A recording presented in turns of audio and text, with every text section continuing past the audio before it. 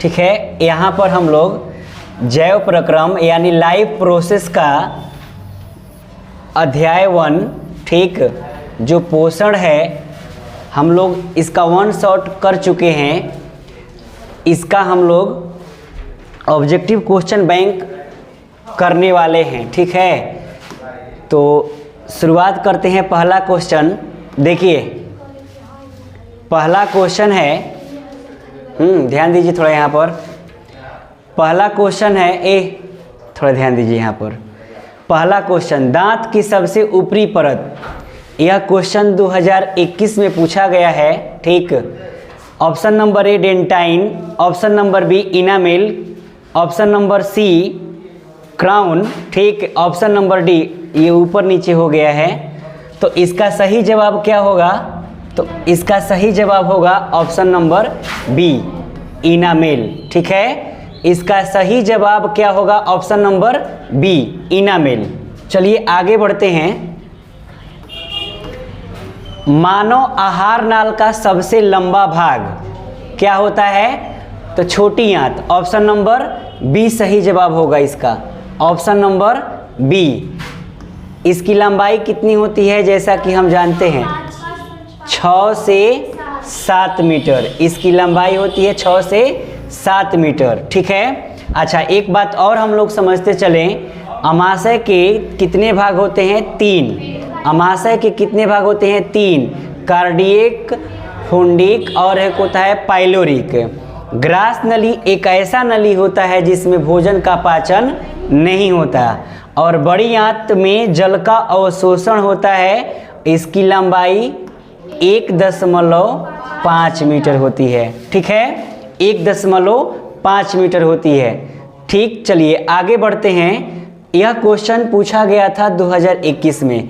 चलिए question number 3, nucleus शब्द किनके द्वारा दी गई? ठीक है, न्यूक्लियस आप ध्यान दीजिएगा, न्यूक्लियस को कहा जाता है केंद्रक। न्यूक्लियस को कहा जाता है केंद्रक, ठीक। तो यह शब्द किनके द्वारा दी गई? तो इसमें आपका ऑप्शन नंबर ए है रॉबर्ट ब्राउन, बी है रॉबर्ट हुक, सी है पलार्ड और आपका डी है विचार्ड।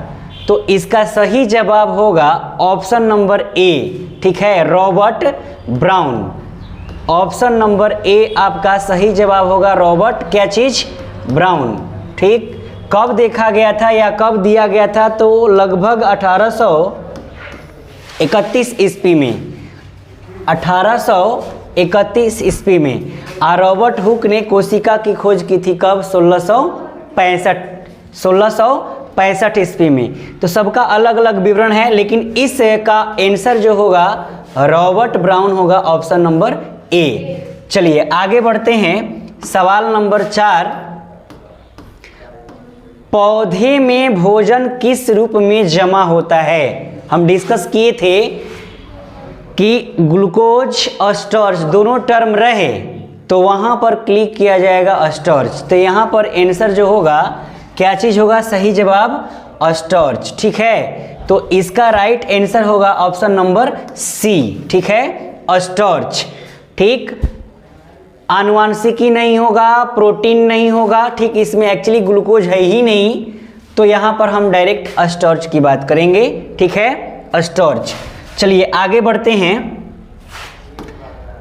आगे बढ़ते हैं। सवाल नंबर 5, पौधों और पशुओं की कोशिकाओं का वैज्ञानिक अध्ययन क्या कहलाता है?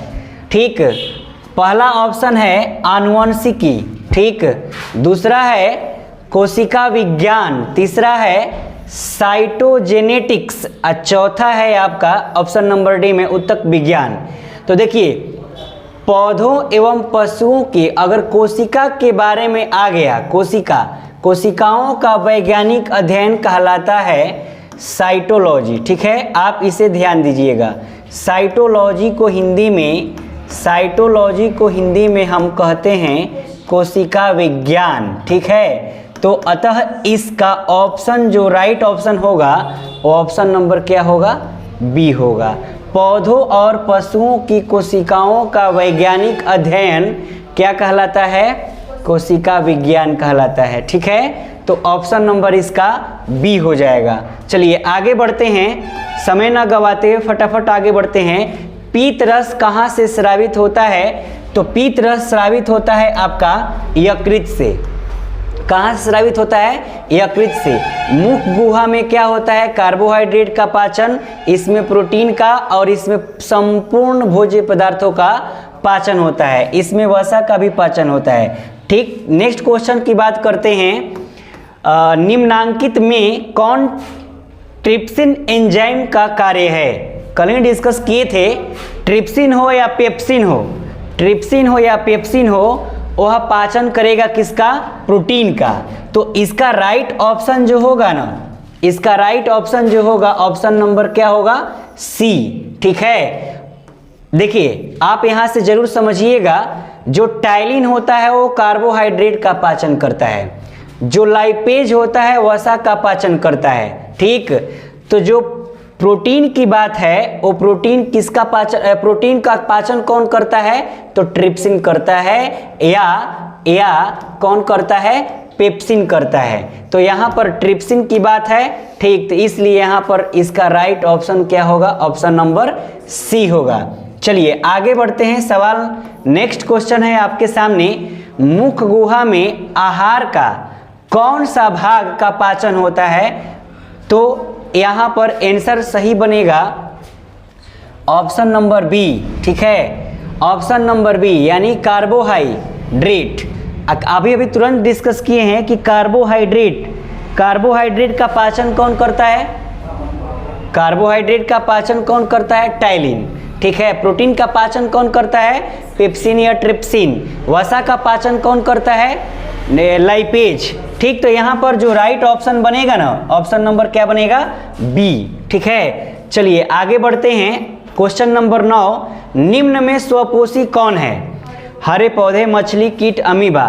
तो इसका जो आंसर बनेगा, ठीक, इसका आंसर बनेगा हरे पौधे।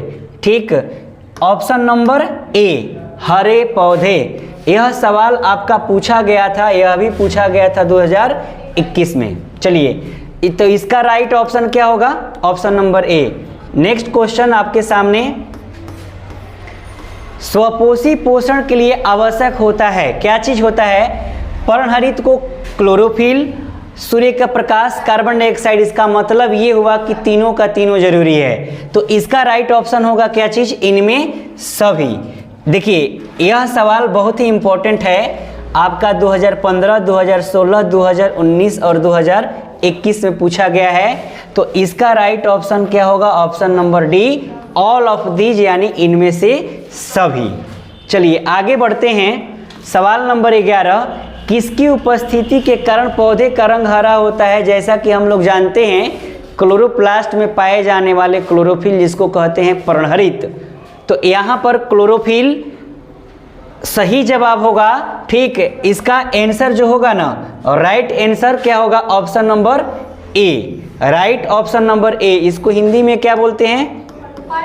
पर्णहरित। ठीक है, पर्णहरित। तो इसका राइट ऑप्शन होगा ए। चलिए आगे बढ़ते हैं, सवाल नंबर 12, हाइड्रा में, हालांकि यह क्लास के में डिस्कशन नहीं किया गया था, हाइड्रा में क्या पाया जाता है? तो हाइड्रा में पाया जाने वाला एक्चुअली स्पर्शक होता है। ठीक, आप इसे ध्यान दीजिएगा, हाइड्रा में जो पाया जाता है स्पर्शक, हाइड्रा में क्या पाया जाता है? स्पर्शक। ठीक, हाइड्रा में पाया जाता है स्पर्शक। मुख नहीं, तंत्रिका नहीं, मस्तिष्क नहीं, आंसर क्या बनेगा? स्पर्शक। तो ये लोग यहाँ पर जो स्पर्शक की बात है, ये जनन वाला चैप्टर में क्लियर हो जाएगा कि कहाँ वो पाया जाता है। नेक्स्ट क्वेश्चन बात करते हैं 12 नंबर में, 12 नंबर हो गया ग्लूकोज, 13 नंबर, ग्लूकोज का रासायनिक सूत्र निम्नलिखित में से कौन है? तो C6H12, ये पहले से ही आप सभी को याद होगा। ठीक, तो इसका सही जवाब क्या होगा? Option number C. ठीक, ऑप्शन नंबर सी हो जाएगा। ठीक, C6H12O6। एक चीज और यहाँ पर समझते चलिए, यहाँ पर अगर देखा जाए तो OH जो लगा हुआ है, ये सब का सब कंडीशंस जो OH लगता है ना, लास्ट में OH जो फंक्शनल ग्रुप होता है वो एल्कोहल वर्ग से रिलेटेड है।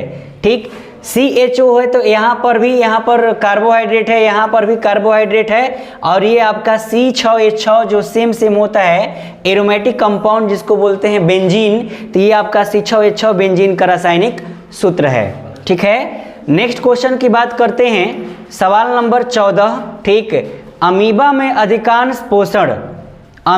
अधिकांश पोषण किसके द्वारा होता है?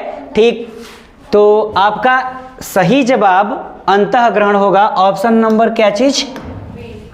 Option number B. एक बात जरूर समझिएगा, इसका सही जवाब ऑप्शन नंबर बी होगा। अमीबा जो होता है प्रोटोजोआ वर्ग का होता है। ठीक, यह एक कोशिकीय प्राणी होता है, इसमें कूटपाद के सहारे गति भी होता है, इसके अलावे कूटपाद के सहारे अंतःग्रहण होता है, इसमें विसरण की क्रिया भी होती है, इसके अलावे इसी से संबंधित एक पैरामीशियम होता है। पैरामीशियम का आकार निश्चित होता है, लेकिन उसमें जो प्रोसेस होता है थोड़ा इसी से डिफरेंट होता है। तो खैर यहाँ पर अमीबा की बात है, तो अमीबा में अधिकांश पोषण किसके द्वारा होता है? अंतःग्रहण के द्वारा। ठीक है, तो नेक्स्ट क्वेश्चन की बात करते हैं 15 नंबर। प्रकाश संश्लेषण की क्रिया होती है किस में होती है? तो यहाँ पर आपके ऑप्शन नंबर ए में है कवकों में, जंतुओं में, ऑप्शन नंबर सी में है हरे पौधों में, और ऑप्शन नंबर डी है परजीवियों में। तो इसमें आपका सही जवाब जो होगा ऑप्शन नंबर सी होगा। ठीक है, ऑप्शन नंबर क्या होगा? सी, हरे पौधों में, जंतुओं में नहीं, कवकों में नहीं, परजीवियों में नहीं। ठीक, इसका सही जवाब होगा हरे पौधों में। क्यों? क्योंकि इसमें क्लोरोफिल पाया जाता है। हरे पौधों में क्लोरोफिल पाए जाने की वजह से इसमें प्रकाश संश्लेषण की क्रिया करने की क्षमता होती है। ठीक है, चलिए आगे बढ़ते हैं, सवाल नंबर 16। देखिए फिर पुनः उसी के आधारित क्वेश्चन। अमीबा अपना भोजन कैसे पकड़ता है? स्पर्शक द्वारा, जीभ द्वारा, कूटपाद द्वारा, मुंह द्वारा। तो इसका सही जवाब अमीबा में ध्यान दीजिएगा, तो एक्चुअली विशेष रूप से अमीबा में मुंह नहीं होता, जीभ नहीं होता, स्पर्शक नहीं होता, लेकिन कूटपाद होता है। तो इसमें आपका सही जवाब जो होगा ना, ऑप्शन नंबर क्या होगा? सी। किसके द्वारा? कूटपाद के द्वारा। कूटपाद के द्वारा। इसे हम पदाभ भी कहते हैं। इसे हम पदाभ भी कहते हैं। ठीक, और यह सवाल 2019 और 2020 में पूछा गया सवाल है। ठीक है, यह भी सवाल इम्पोर्टेंट है। चलिए आगे बढ़ते हैं, सवाल नंबर 17 है, कौन सा एंजाइम वसा पर क्रिया करता है? देखिए पेप्सिन, ट्रिप्सिन, ये आपका प्रोटीन पर, लेकिन जो लाइपेज की बात आती है वो वसा पर कार्य करता है। हालांकि यहाँ पर पेप्सिन, ट्रिप्सिन नहीं कार्य करेगा। यहाँ पर आंसर क्या चीज़ होगा? आंसर क्या चीज़ होगा आपका? सही जवाब ऑप्शन नंबर सी होगा, यानी क्या चीज़? लाइपेज होगा। ठीक, चलिए आगे बढ़ते हैं, सवाल नंबर 18। आयोडीन की कमी से होने वाला रोग, या आयोडीन की कमी से कौन सा रोग होता है? तो आयोडीन की कमी से कौन सा रोग होता है? घेघा रोग। ठीक, देखिए आयोडीन की कमी से होने वाला रोग कौन सा होता है? घेघा रोग। एक चीज और समझिए यहाँ से, जब किसी व्यक्ति के शरीर में आयोडीन की कमी हो जाती है तो गला में पाया जाने वाला जो थायराइड ग्रंथि है उसमें गड़बड़ी हो जाने की वजह से घेघा रोग हो जाता है। ठीक, थायराइड ग्रंथि से थायरॉक्सिन नामक हार्मोन निकलता है। और एक बात यहाँ पर देखा जाए तो जो मधुमेह रोग होता है वह इंसुलिन की कमी से होता है। स्कर्वी, विटामिन सी, और ये जो एड्स रोग होता है ना, ये विटामिन सी की कमी से, यह इंसुलिन की कमी से होता है, और यह आयोडीन की कमी से। और ये जो एड्स रोग होता है ना, HIV का मतलब ह्यूमन इम्यूनो डिफिशियंसी वायरस, इस वायरस की वजह से एड्स रोग फैलता है। तो खैर यहाँ पर जो सही जवाब होगा आयोडीन की कमी से कौन सा रोग होता है, तो घेघा रोग। आप याद रखिएगा घेघा रोग को ग्वाइटर रोग के नाम से भी जाना जाता है, ग्वाइटर रोग, ठीक है।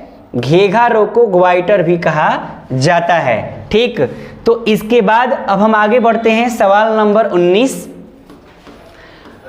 कवक में पोषण की कौन सी विधि पाई जाती है। ऐसे तो हम लोग पोषण के बारे में 2 प्रकार के पोषण पढ़े थे, स्वपोषण, परपोषण।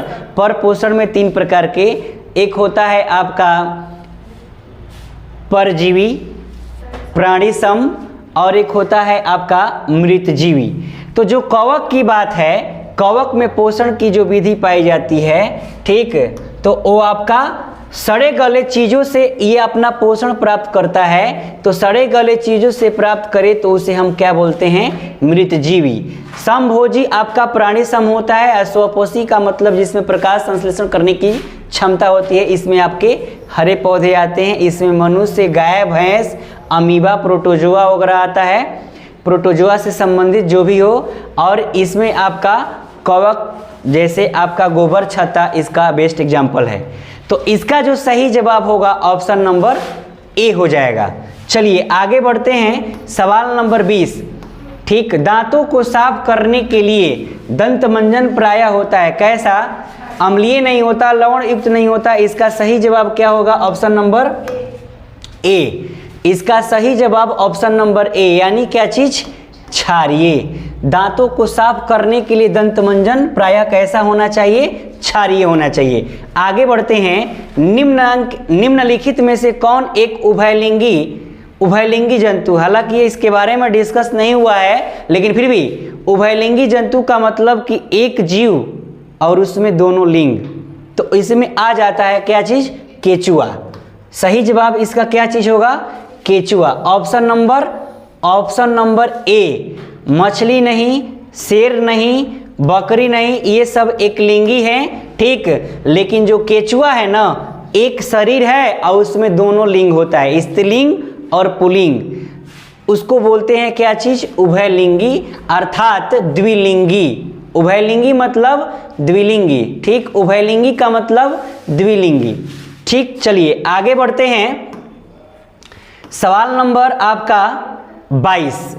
यह भी महत्वपूर्ण है, यह 2019 में पूछा गया सवाल है। सभी हरे पौधे क्या होते हैं, तो सभी हरे पौधों में प्रकाश संश्लेषण करने की क्षमता पाई जाती है। तो इसीलिए हम सभी हरे पौधों को क्या कहते हैं, स्वपोषी कहते हैं, ठीक। मृतपोषी नहीं, परजीवी नहीं, ठीक। तो यहाँ पर जो सही जवाब होगा वो ऑप्शन नंबर क्या होगा, ए हो जाएगा, ठीक है, स्वपोषी। एक चीज और ध्यान दीजिएगा, सभी हरे पौधे कहलाते हैं उत्पादक।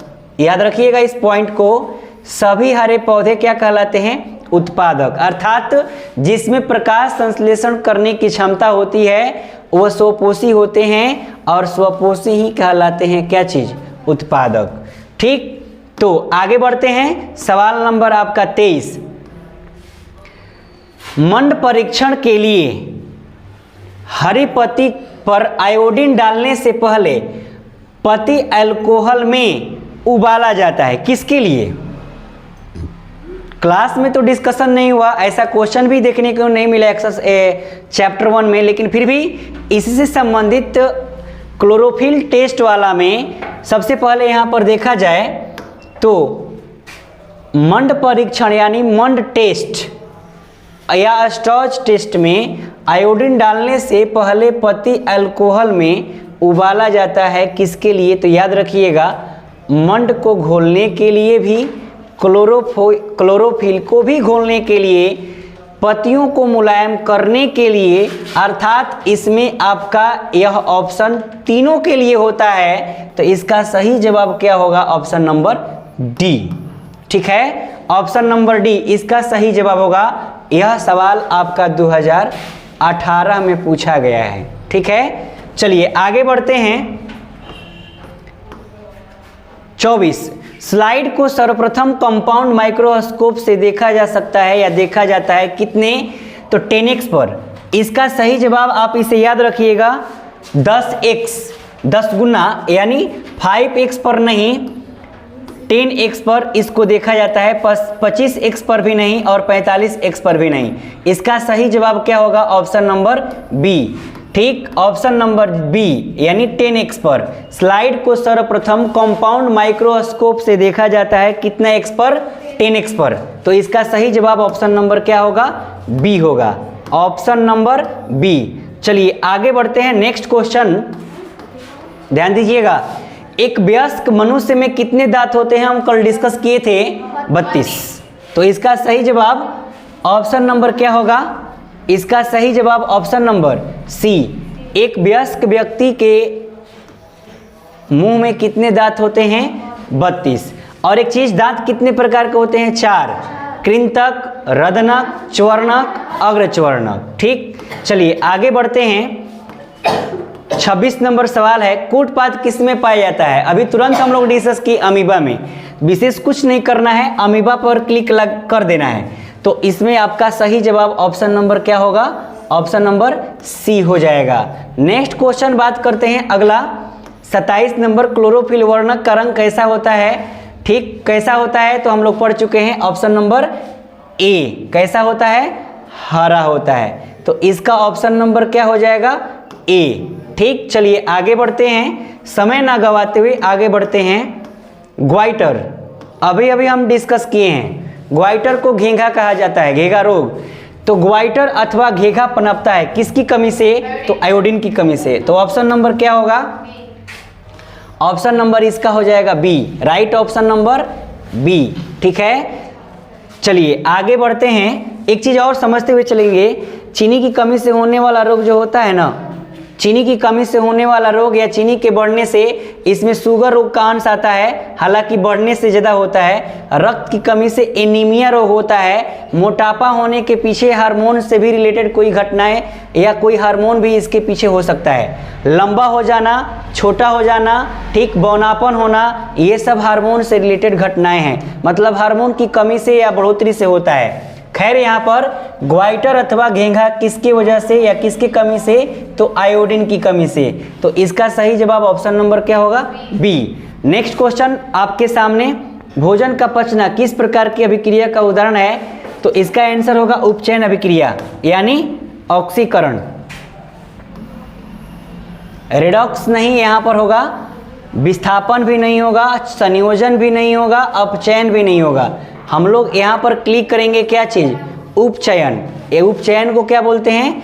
ऑक्सीकरण अभिक्रिया। यदि ऑप्शन में ध्यान देंगे, यदि ऑप्शन में आपको अपघटन दिया रहे तो वहाँ पर अपघटन भी अभिक्रिया होगा, क्योंकि उसमें ग्लूकोज का विखंडन होना होता है, भोजन पचता है, बड़े बड़े कण टूटते हैं, बड़े बड़े कण सरल अणुओं में टूटते हैं। तो खैर अगला हम आगे बात करते हैं, सवाल नंबर आपका 30, प्रकाश संश्लेषण की क्रिया में ऑक्सीजन बाहर निकलता है, हम लोग डिस्कस कर चुके हैं। कहाँ से निकलता है? जल से। ठीक है, तो इसका आंसर होगा ऑप्शन नंबर क्या चीज? जल, यानी ऑप्शन नंबर ए। ठीक है, ऑप्शन नंबर क्या मिलेगा? ए। ठीक, चलिए आगे बढ़ते हैं, क्वेश्चन नंबर 31, मैग्नीशियम। यह भी हम क्लास में डिस्कस कर चुके हैं। मैग्नीशियम पाया जाता है, मैग्नीशियम पाया जाता है। ऑप्शन ए है क्लोरोफिल में, ऑप्शन बी है लाल रक्त कण में, ऑप्शन नंबर सी है वर्णी लवक में, ऑप्शन नंबर डी है श्वेत रक्त कण में। तो इसका जो सही जवाब होगा ऑप्शन नंबर ए। इसका सही जवाब होगा ऑप्शन नंबर ए, क्लोरोफिल में। मैग्नीशियम कहाँ पाया जाता है? क्लोरोफिल में। ठीक, क्लोरोफिल को हिंदी में क्या बोलते हैं? पर्णहरित। ठीक, पर्णहरित। एक चीज और यहाँ पर ध्यान रखते हुए चलेंगे, मैग्नीशियम का संकेत Mg, परमाणु संख्या 11, इलेक्ट्रॉनिक विन्यास 282, वैलेंस इलेक्ट्रॉन 2, संयोजकता भी आपका क्या होगा यहाँ पर? 2। और यह आपका मैग्नीशियम जो तत्व है वो कैसा नेचर का होता है, यानी किस टाइप का होता है? तो वो आपका धातु होता है। खैर, लाल रक्त कण को कहते हैं आरबीसी, ठीक। वर्णिलवक जिसकी वजह से कलर डिफरेंट होता है, और श्वेत रक्त कण को बोलते हैं क्या चीज, WBC। तो खैर यहाँ पर जो सही ऑप्शन होगा, ऑप्शन नंबर क्या होगा, ए, क्लोरोफिल में। चलिए आगे बढ़ते हैं सवाल नंबर 32। प्रकृति में ऑक्सीजन का संतुलन कैसे बना रहता है? तो संयोजन क्रिया से, प्रकाश संश्लेषण क्रिया से, कि अपघटन क्रिया से, कि इनमें से कोई नहीं। तो इसका जो सही जवाब होगा ऑप्शन नंबर बी होगा। इसका सही जवाब ऑप्शन नंबर क्या होगा, बी, प्रकाश संश्लेषण की क्रिया से। ऑप्शन नंबर बी, फोटोसिंथेसिस इसको बोलते हैं, यानी प्रकाश संश्लेषण की क्रिया से प्रकृति में ऑक्सीजन का संतुलन बना रहता है। ठीक।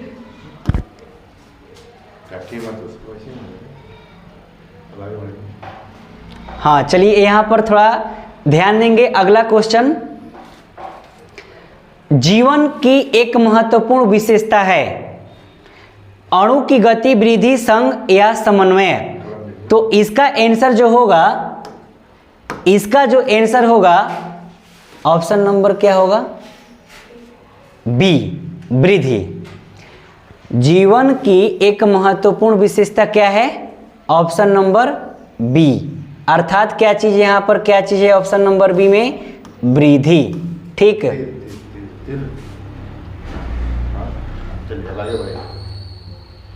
हाँ चलिए ठीक है, इसको हम साइड में कर लेते हैं। पेन पे जाना। हाँ ठीक है, चलिए देखिए, काटना नहीं है, पेन पे। हाँ ठीक है। देखिए अगला सवाल है, स्वपोषी पोषण होता है किसमें होता है? देखिए यहाँ पर ऑप्शन नंबर ए है पौधों में, ऑप्शन नंबर बी है कवकों में, ऑप्शन नंबर सी है कुछ प्रोटिस्टा और प्रोकैरियोट्स में, और ऑप्शन नंबर सी है ए और सी में। क्लास में डिस्कशन किया गया था कि स्वपोषी कुछ शैवालों में भी होता है और हरे पेड़ पौधों में। तो यहाँ पर शैवाल का चर्चा नहीं है, लेकिन फिर भी ये दो ग्रुप जो दिखाई दे रहा है, प्रोटिस्टा और प्रोकैरियोट्स, तो इन दोनों में होता है। कहने का मतलब कि हरे पौधों में भी और कुछ प्रोटिस्टा और प्रोकैरियोट्स में भी होता है। तो यहाँ पर ऑप्शन नंबर ए भी होगा और यहाँ पर ऑप्शन नंबर सी भी होगा। इसका मतलब ये हुआ कि राइट ऑप्शन नंबर डी होगा। क्यों? क्योंकि इसमें दोनों आपका सम्मिलित है, ए और सी दोनों में। तो इसका राइट ऑप्शन नंबर क्या होगा? डी। ठीक है, स्वपोषी पोषण होता है पौधों में भी और कुछ प्रोटिस्टा और प्रोकैरियोट्स में भी। ठीक, तो चलिए आगे बढ़ते हैं। सवाल नंबर आपका 35। देखिए ग्रहणी भाग है, ग्रहणी भाग है किसका? बड़ी आंत का, छोटी आंत का, मुख गुहा का, अमाशय का। जैसा कि हम लोग क्लास में डिस्कशन किए थे कि छोटी आंत के 3 भाग होते हैं, डेडुनम, जेजुनम और एक क्या चीज, इलियम। तो यहाँ पर जो डेडुनम है उसका हिंदी वर्ड ही आपका क्या कहलाता है? ग्रहणी कहलाता है। ठीक, ग्रसनी नहीं, ग्रहणी, सॉरी यहाँ पर ग्रहणी। तो ये जो ग्रहणी भाग है, ठीक, यह छोटी आंत का भाग है। तो इसका जो सही जवाब हो जाएगा ऑप्शन नंबर बी हो जाएगा। ठीक, यह सवाल 2022 में पूछा गया था। ठीक है, तो इसका सही जवाब ऑप्शन नंबर क्या हो जाएगा? बी। चलिए आगे बढ़ते हैं। Next question number 36।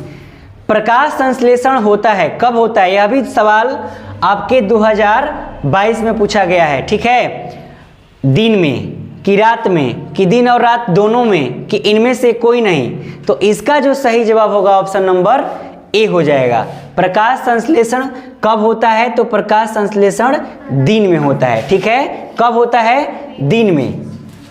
प्रकाश संश्लेषण कब होता है? दिन में। एक चीज यहां से और भी समझते हुए चलेंगे, प्रकाश संश्लेषण की क्रिया दिन में तो होती है, लेकिन किस घटना के अंतर्गत में? तो आप याद रखेंगे प्रकाशिक। ठीक है, प्रकाशिक जो चरण होता है ना, प्रकाशिक घटना, जो कि किस भाग में होता है, ग्रेना भाग में। किस भाग में होता है, क्लोरोफिल के किस यानी ग्रेना भाग में, ठीक। और अप्रकाशिक की घटना जो होती है ना, अप्रकाशिक घटना, उस अप्रकाशिक घटना कहाँ होती है, स्ट्रोमा में। और दिन की बात है, अप्रकाशिक घटना की बात है तो वो आपका होता है कहाँ पर, ग्रेना भाग में। आप इसे जरूर ध्यान देंगे। तो प्रकाश संश्लेषण की क्रिया कब होती है, दिन में। तो इसका सही जवाब ऑप्शन नंबर क्या हो जाएगा, ए। 36 नंबर सवाल का ऑप्शन नंबर क्या होगा, ए। चलिए आगे बढ़ते हैं,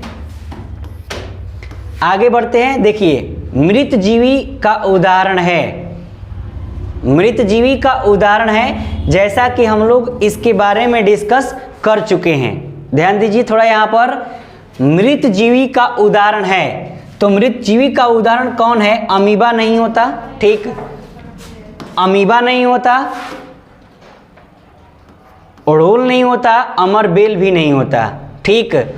तो इसका सही जवाब ऑप्शन नंबर बी हो जाएगा, गोबर छत्ता। ऑप्शन नंबर क्या होगा, बी, गोबर छत्ता।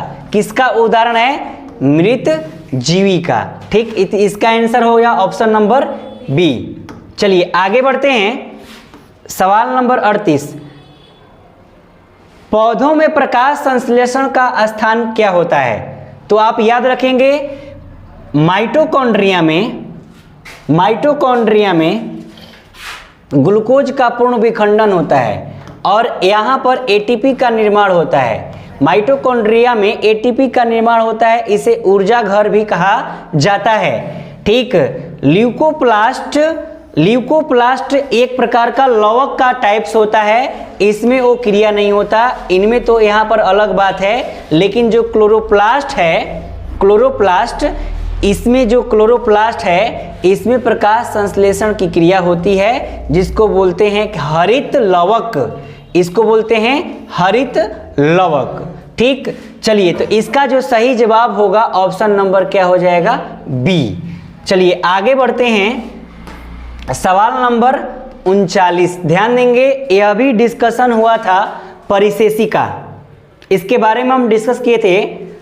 परिशेषिका, इसको बोलते हैं अपेंडिक्स, इस पर थोड़ा ध्यान दीजिए। अपेंडिक्स, परिशेषिका किसका हिस्सा है, तंत्रिका तंत्र का नहीं होता, सम्मोहन तंत्र का नहीं होता, जनन तंत्र का नहीं होता, किसका होता है, आहार नाल का, ठीक है, आहार नाल का होता है, जिसको एलिमेंट्री कैनाल कहा जाता है। जैसा कि हम जानते हैं कि इसकी लंबाई कितनी होती है, 8 से 10 मीटर, 32 या 33 फीट के आसपास। तो परिशेषिका ऐसे एक्चुअली देखिएगा तो परिशेषिका बड़ी आंत का हिस्सा होता है। तो बड़ी आंत आता है किसमें, बड़ी आंत आता है आहार नाल में। तो याद रखिएगा बड़ी आंत का वह हिस्सा है परिशेषिका। ऑप्शन में बड़ी आंत जब है ये नहीं है तो जाहिर सी बात है किसका होगा, आहार नाल का। यह सवाल ऑप्शन नंबर, यह सवाल 2022 में पूछा गया है, ठीक है, 22 में पूछा गया था। अगला है पीत रस का स्राव कहाँ से होता है, यकृत के द्वारा, ठीक। याद रखिएगा यहाँ से, पीत रस का स्राव या पीत का निर्माण होता है लीवर में, निर्माण होता है लीवर में, जमा होता है पित्ताशय में। निर्माण होता है लीवर में, ठीक, और जमा होता है पित्ताशय में, पित्ताशय में, पित्ताशय में। दूसरी बात ये, पीत क्या है, तो पीत एक प्रकार का हरा क्षारीय गाढ़ा पदार्थ होता है, ठीक। तो बनता है लीवर में, जिसको यकृत बोलते हैं, और जमा हो जाता है कहाँ पर, पित्ताशय में। समयानुसार रिलीज होता है। छोटी आंत में, छोटी आंत के द्वारा कोई भी आंत हो, खासतौर से तो आंत्र रस निकलता है, इसके द्वारा पीत रस, इसके द्वारा अग्न्याशयिक रस। आग्रहणी तो आपका छोटी आंत से संबंधित है, इसका अलग अलग कंडीशंस होता है। तो यहाँ पर जो सही बात है, यहाँ पर जो सही ऑप्शन है, ऑप्शन नंबर बी सही जवाब होगा, ठीक है। चलिए आगे बढ़ते हैं, आगे बढ़ते हैं। 41 गोबर छाता, रिपीट कर रहा है बार बार। देखिए अब यहाँ से सवाल 2023 में पूछे गए हैं। एक चीज़ यहाँ पर जरूर समझना सबको ज़रूरी है कि जब से सिलेबस चेंज हुआ था वो प्रायः 2011 में चेंज हुआ था। 2011 से हम लोग 2024 तक की बात करेंगे, ठीक। तो इम्पोर्टेंट क्वेश्चन बार बार रिपीट होते रहा है 2011 से 2024। तो अभी तक हम लोग जितना सवाल देखे 2011 से लेकर के 2022 तक, लेकिन जो अभी का सवाल है 2023 का, गोबर छाता घुमा फिरा करके पूछा गया सवाल क्या है? एक परजीवी है, एक मृतजीवी है, एक स्वपोषी है, एक शैवाल है, क्या है? तो याद रखिएगा गोबर छाता अपने पोषण सड़े गले चीज़ों से करता है, तो इसलिए इसका सही जवाब एक मृतजीवी है। यानी गोबर छाता क्या है? ऑप्शन नंबर इसका ए होगा, मृतजीवी। यह पूछा गया सवाल 2023 का। चलिए आगे बढ़ेंगे, 42। यह भी 2023 में पूछा गया सवाल, ठीक। क्या है? घुमा करके पूछा गया है, चीज वही है। कवक में पोषण की कौन सी विधि पाई जाती है? मृतजीवी, ठीक है। समय न गवाते हुए आगे बढ़ते हैं, ठीक। मृतजीवी। अगला है आपका सवाल, दूध से दही बनने में कौन सी अभिक्रिया होती है? यह डिस्कशन हो चुका है। दूध से दही बनने में यह सवाल 2023 में पूछा गया है, ठीक। 2023 में पूछा गया सवाल। अपघटन नहीं होगा, ठीक। उत्सर्जन नहीं होगा, ठीक। प्रकाश संश्लेषण नहीं होगा, होगा तो क्या होगा? किण्वन। यह भी हम डिस्कस कर चुके थे कि किण्वन की क्रिया की खोज किसने किया था? लुई पास्चर नामक वैज्ञानिक ने। लुई पास्चर, किण्वन की खोज किसने की थी? Louis Pasteur. एक चीज़ और ध्यान दीजिएगा, किण्वन का प्रोसेस किस श्वसन के अंतर्गत में होता है? अवायवीय श्वसन में। अवायवीय श्वसन जिसको अनॉक्सी श्वसन बोलते हैं, वैसे श्वसन जो ऑक्सीजन की अनुपस्थिति में होती है, ठीक। और इसके अंतर्गत में आपका एथेनॉल, CO2, ठीक, और कम मात्रा में ऊर्जा का निर्माण होता है। खैर, दूध से दही के बनने की जो परिवर्तन की बात आएगी, ध्यान दीजिए, तो रासायनिक परिवर्तन अभिक्रिया पूछेगा तो किण्वन होगा। और एक चीज कि दूध से दही में बदलने वाले अगर जीवाणु का नाम पूछे तो लैक्टोबैसिलस होगा, ठीक। दूध से दही में बदलने वाले सूक्ष्म जीव का नाम क्या है? लैक्टोबैसिलस। लैक्टोबैसिलस, ठीक है। लैक्टोबैसिलस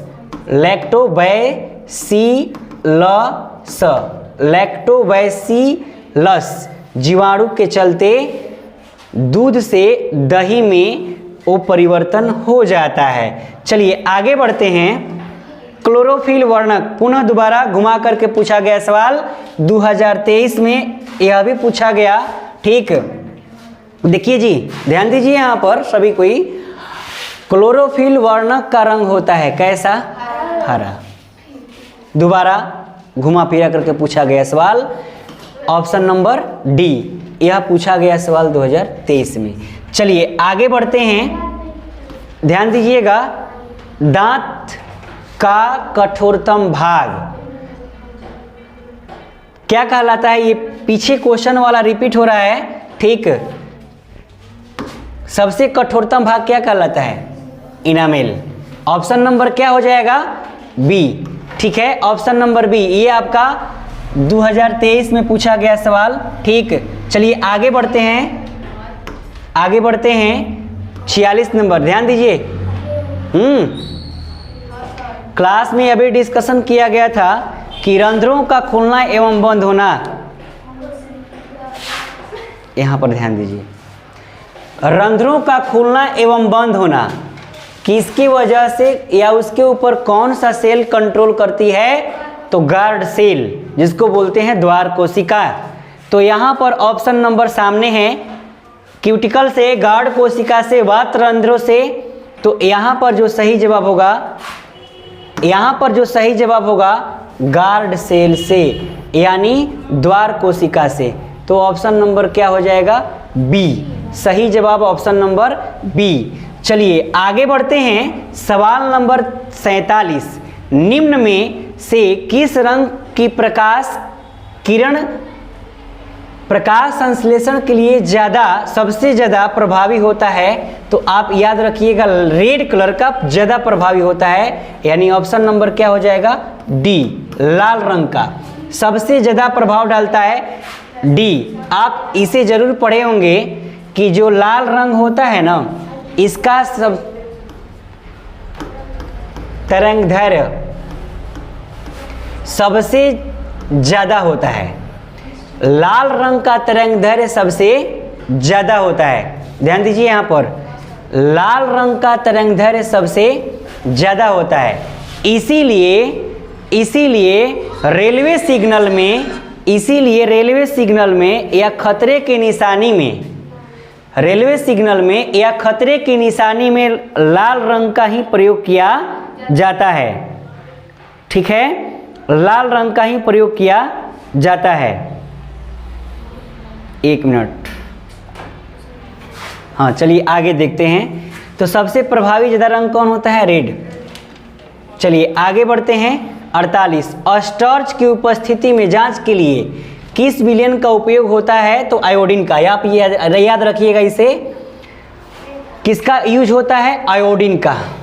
अस्टार्च की उपस्थिति की जांच के लिए हम प्रायः किसका इस्तेमाल करते हैं? आयोडीन का। किसका इस्तेमाल करते हैं? आयोडीन का।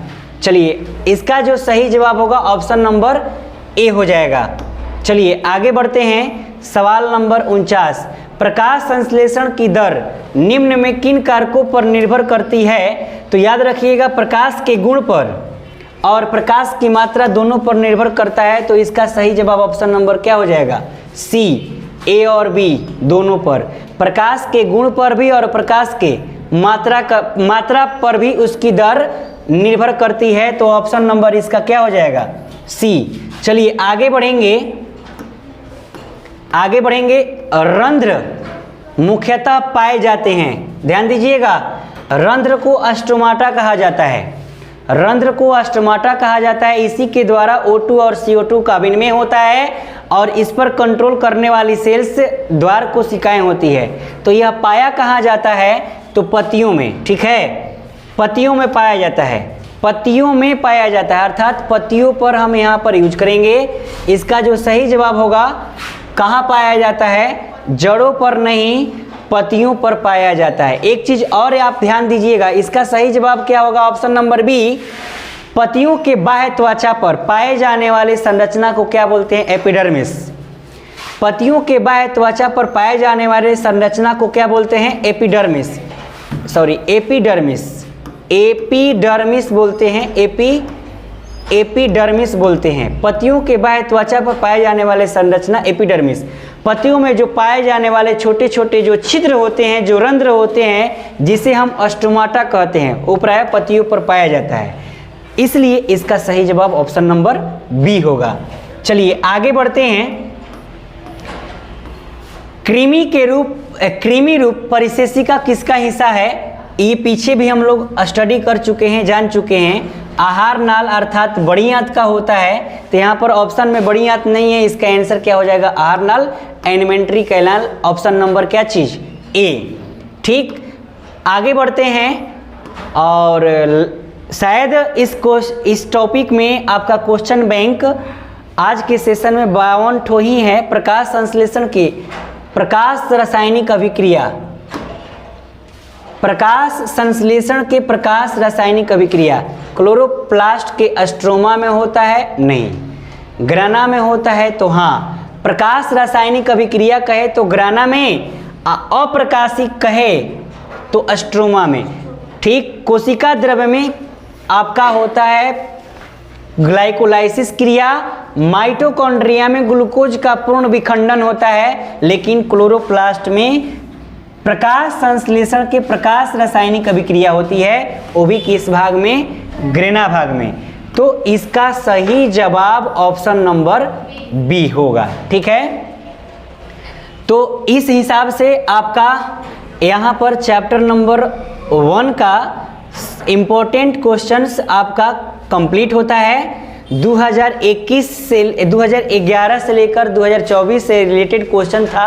यहाँ पर 2023 तक है। 2024 में भी सवाल जो पूछे गए होंगे, 2-3 क्वेश्चन एक्स्ट्रा होंगे, जो भी होगा तो इसके अंतर्गत में 2011 से लेकर के 2024 तक से रिलेटेड क्वेश्चन है। ठीक, ये आपका क्वेश्चन बैंक का पूरा और पूरा ऑब्जेक्टिव क्वेश्चन रहा। इसके बाद इसमें आपको अति लघु उत्तरीय क्वेश्चन, लघु उत्तरीय और दीर्घ उत्तरीय क्वेश्चन है।